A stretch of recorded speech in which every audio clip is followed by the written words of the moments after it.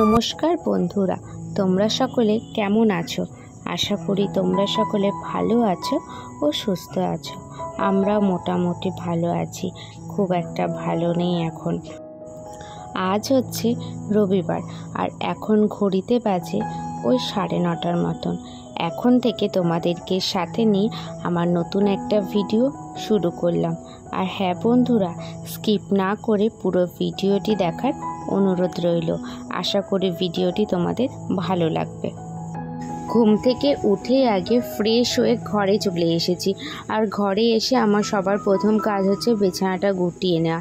এদিকে বাবুকে কি করেছি, আমাদের বারান্দার মধ্যে একটা খাট আছে চৌকি টাইপের, ওইখানে শুয়ে দিয়েছি, যেহেতু ডাক্তার ওকে বলেছে যে হালকা রোদে কিন্তু রাখতে। তো আজকে অনেকটাই বেলা করে যেহেতু ঘুম থেকে উঠেছি, তো তার জন্য আর বাইরে বের করিনি। ওই ঠাকুমা যেখানে ঘুমায় সেখানেই আমি হালকা রোদের ওপরে রেখেছি, জানলাটা দিয়ে হালকা রোদ আসে সেটা। বাবুর যেহেতু জন্ডিস ধরা পড়েছিল, তো সেই কারণেই বাবুকে বলেছিল যে মিষ্টি রোদ, সেই রোদে কিন্তু রাখতে। তো আজকে তো আর রাখা হয়নি, তো তার জন্য ওইখানেই আমি রেখে দিয়েছি। এইদিকে আজকে কি করলাম হচ্ছে যে পুরনো বেড কভারটা ছিল সেটা হচ্ছে চেঞ্জ করে দিচ্ছি, কারণ কি হয়ে গেল 3-4 দিনের ওপরে। তো তার জন্য কি করলাম, বেড কভারটা আমি চেঞ্জ করে নতুন একটা বেড কভার দিয়ে দিচ্ছি। একটা বেড কভার যেহেতু আমি ওই 4 থেকে 5 দিনই ইউজ করি, তারপরে কি করি অন্য একটা বেড কভার দিয়ে। আর যদি 4-5 দিনের বেশি ইউজ হয়, তো তখন আমি একটা কাজ করি কি, সোজা দিকের থেকে না উল্টো দিকটা পেতে রাখি। হয়তো 3 দিন ওইভাবে রাখি, আবার 3 দিন সোজা দিকটা রাখি। এইভাবেই কিন্তু আমি বেড কভারগুলো ইউজ করি। তো এখন তার ওইভাবে ইউজ করছি না, যেহেতু বাবু এখানে থাকে। তো নোংরা হয়ে গেলে তো ওর যদি গায়ে যদি কোনো র্যাশ ট্যাশ বেরিয়ে যায় বা কোনো যদি নোংরা থাকে, তো তাহলে যদি কোনো প্রবলেম হয়, তো তার জন্য আমি 4 দিন হয়ে গেলেই বেড কভারগুলো চেঞ্জ করে নিই। এদিকে আমার বেড কভারটা চেঞ্জ করা হয়ে গেছে, আর হচ্ছে বালিশেরও নতুন করে কভারগুলো আমি ভরে নিচ্ছি। এই দুটো বালিশে আমি কভার ভরে নিচ্ছি। আর একটা বালিশ আছে, সেটাতে না অন্য নতুনই কভার আছে, মানে 2 দিন আগে আমি লাগিয়েছি, তার জন্য আমি আর ওই বালিশটাতে কিন্তু কভারটা লাগালাম না। এই দুটো বালিশেই কিন্তু কভারগুলো লাগিয়ে নিলাম।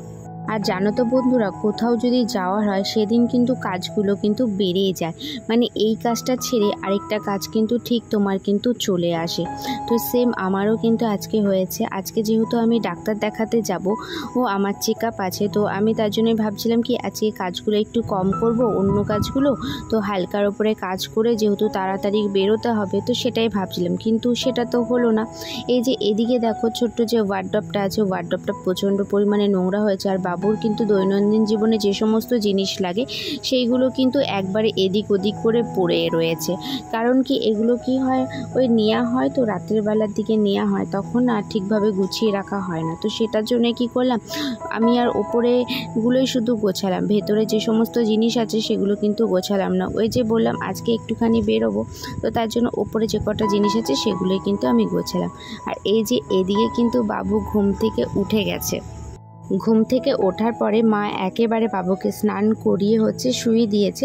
তো তখনই বাবু কিন্তু খেলছিল, তো সেটাই তোমাদের সাথে শেয়ার করলাম। আর এই সাইডে দেখো মা কিন্তু জামা প্যান্টগুলো সমস্ত কেচে মেলে দিয়েছে। এখন তো আমি সেভাবে কোনো কাজই করতে পারছি না, তো তার জন্য মাই কি করে সমস্ত কাজ করে। এখন আমার কিছুদিন হলো পেটে প্রচণ্ড ব্যথা করছে, তো তার জন্য আজকে ডক্টরের কাছে যাব যে কি কারণে সেলাইয়ের জায়গায় ব্যথা করছে।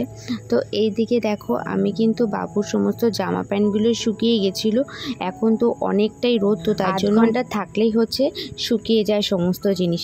যেহেতু হালকা জিনিস, খুব একটা ভারী না, ওর কাঁথাগুলো ভারী না, আর কাপড়গুলো তো একদমই পাতলা কাপড়, তো তার জন্য বেশিক্ষণ লাগে না।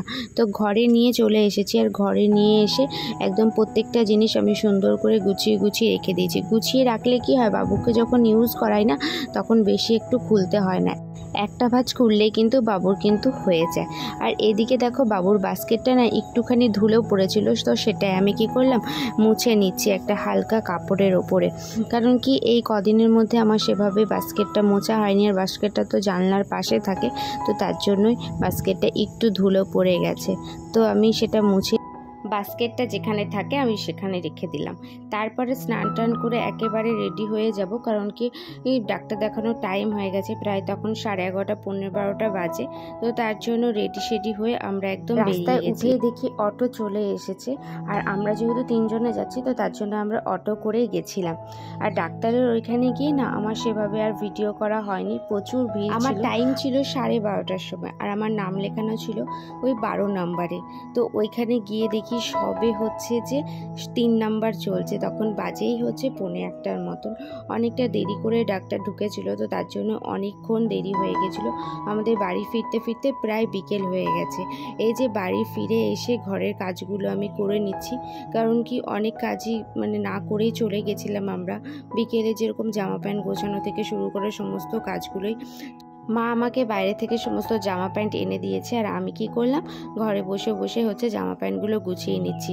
এদিকে আলনাটা একটুখানি নোংরা হয়েছিল, তো তার জন্য হালকার ওপরে হচ্ছে আলনাটা গুছিয়ে নিচ্ছি। সেভাবে প্রত্যেকটা জামা প্যান্ট আর নামিয়ে গুছালাম না।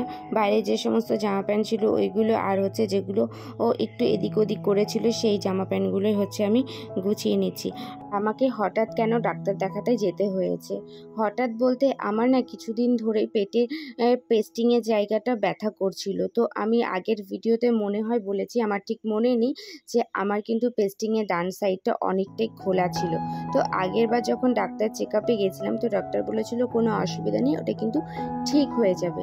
কিন্তু আমার যেহেতু ব্যথা করছিল এখন কিছুদিন ধরে, তারপর আমি স্যারকে ফোন করি যে এরকম আমার ব্যথা করছে, তো কি করব। তো ডাক্তারবাবু বলে যে ঠিক আছে, তুমি একবার চেকআপে চলে আসো, আমি দেখে নিচ্ছি কেন ব্যথা করছে। তো গিয়েই তো পুরোপুরি ডাক্তারের কথা শুনে আমরা পুরোপুরি অবাক, যেহেতু পেস্টিংয়ের জায়গাটা আমাদের অনেকটাই খোলা ছিল, ভেতরে কিন্তু পুরোপুরি মাংস দেখা যাচ্ছে।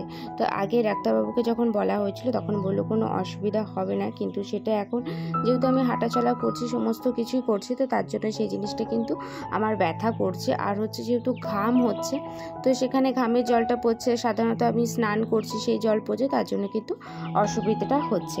তো ওই কারণে আমাকে কিন্তু আরও 1 মাস বলে দিয়েছে পুরোপুরি বেড রেস্টের ওপরেই থাকতে, সেরকম কোনো কাজ করতে না, উঁচু কোনো কাজ করতে না, বা সেরকম কোনো কাজই করতে না। ডাক্তার আগে বলেছিল যে তুমি এখন সব কিছু করতে পারবে, তার জন্যই কিন্তু আমি সব কিছু মোটামুটি করতাম। তো এখন বলেছে একটু কম করার চেষ্টা করো, তাতে কিন্তু তোমারই ভালো হবে। তো সেভাবে আর সেটার জন্য কিছু বলেনি, নতুন করে ওষুধ দিয়েছে আর ক্রিম দিয়েছে, আর 1 মাস বলেছে ড্রেসিং করতে, তাহলে কিন্তু ঠিক হয়ে যাবে। আর যদি ক্রিমে যদি না করে তাহলে কিন্তু ডাক্তাররা অন্য কোনো ব্যবস্থা করবে। তো সেটাই বললো। এবার এই ভেবেই কিন্তু আমাদের টেনশন হয়ে গেছে, কারণ কি প্রায় আমার হচ্ছে যে 25 দিনের ওপরে হয়ে গেছে, তারপরেও কিন্তু শোকায়নি, আর অনেকটা কিন্তু ফাঁকা রয়ে গেছে। তো এই দিকেই কিন্তু বেশি ভয় করছে। আজ আবার বিকেলের দিকে কিন্তু ঝড় বৃষ্টি শুরু হয়ে গেছে। আমার না ওই ঝড়টা দিলে ভালো লাগে না, শুধু বৃষ্টি হোক তাহলে কিন্তু খুবই ভালো লাগে।